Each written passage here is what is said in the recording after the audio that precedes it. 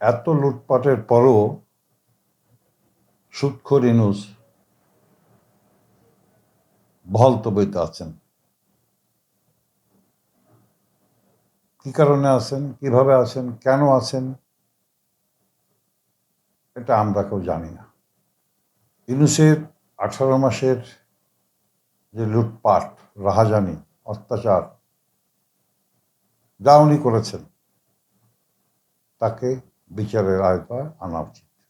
পৃথিবীর ইতিহাসে বিরল ক্ষমতায় অধিষ্ঠিত হয়ে 6,666 কোটি টাকা ওনার নিজের ক্ষমতা বলে কর মওকুফ করেছেন। এই দেশটা চলবে কিসের উপরে? ট্যাক্সের টাকায়, ভ্যাটের টাকায়। তো উনি ওনার নিজেরটা আগে মওকুফ করেছেন। এই জন্য ওনার একটা বিচার হওয়া উচিত। উনি আগামী 5 বছরের জন্যে ওনার কর মওকুফ করেছেন। কি অদ্ভুত! ওনার ইচ্ছা মতন উনি গ্রামীণ বিশ্ববিদ্যালয়ের থেকে আরম্ভ করে ম্যান পাওয়ার ব্যবসা, বিদেশের লোক পাচার করার থেকে আরম্ভ করে ওনার নিজের ক্ষমতা বলে উনি ব্যবসা করেছেন।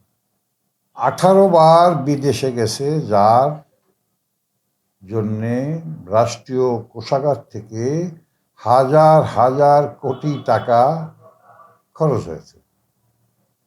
এই টাকাগুলি কার? আমার, আপনার, সকলের। সেই টাকাগুলির খরচ করার অধিকার তো ওনার নাই। এবং উনি যতগুলি কাজ করেছেন সবগুলি কাজই সরকার বিরোধী। এই সরকার বিরোধী কাজগুলি তার বিচার হওয়া উচিত। হামের টিকা নাই। এই হামের টিকার জন্য ওনার যে গ্রামীণ ব্যাংকের নূরজাহান বেগম স্বাস্থ্য উপদেষ্টা ছিল এবং উনি সহ 300 শিশুর উপরে লোক মারা গেছে, তো ওনার বিরুদ্ধে কিছু বলে না। খুনি, এটা তো ইচ্ছাকৃতভাবে উনি এই কাজটা করেছেন, উনি এবং নূরজাহান বেগম। এই টাকাটা কোথায় গেল? ওনার বিচার করে না কেন? আসেন, উনি চুক্তি করেছেন নির্বাচন, জাতীয় সংসদ নির্বাচনের 3 দিন আগে। ওনার কি চুক্তি করার ক্ষমতা আছে? নাই।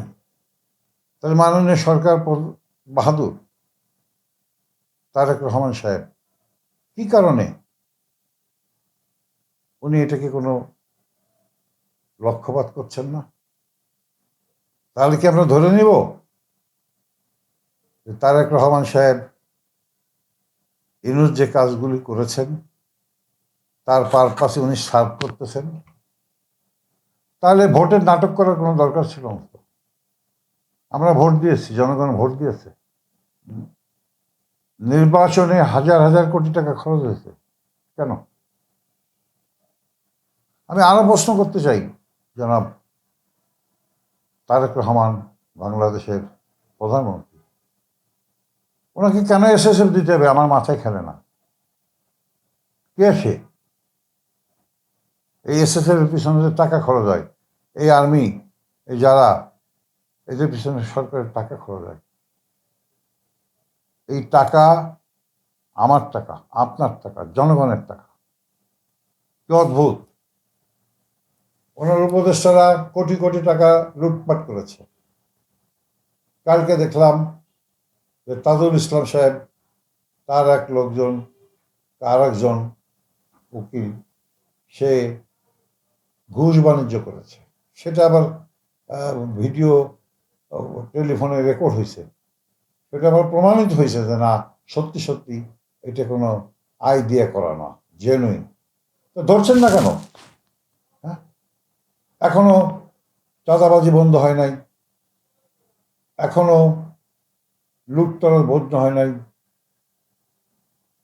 আপনি যদি এগুলি না করতে পারেন তাহলে ভবিষ্যতে আপনার যে কি হবে এটা আপনি বুঝতে পারতেছেন না।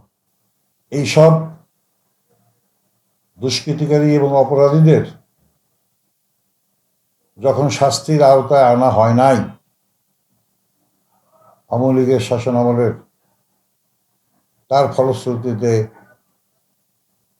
এই সুদখোর ইউনূস আসছে এবং এই সুদখোর ইউনূস আপনাকে সবল দেবে। আবারও বলছি, বহুবার বলছি, প্রতিদিন বলছি, এদিক দিয়ে আপনি সচেতন থাকুন, চোখ কান খোলা রাখুন, না হলে যে অশনি সংকটের থাবা দেখতে পাচ্ছি সেটার থেকে দেশ ও জাতি পরিত্রাণ পাবে না, এটা আমার ধারণা।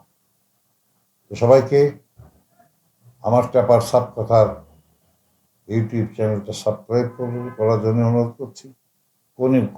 যদি কোনো ভুল ত্রুটি হয় আমাকে বলবেন। ধন্যবাদ সবাইকে।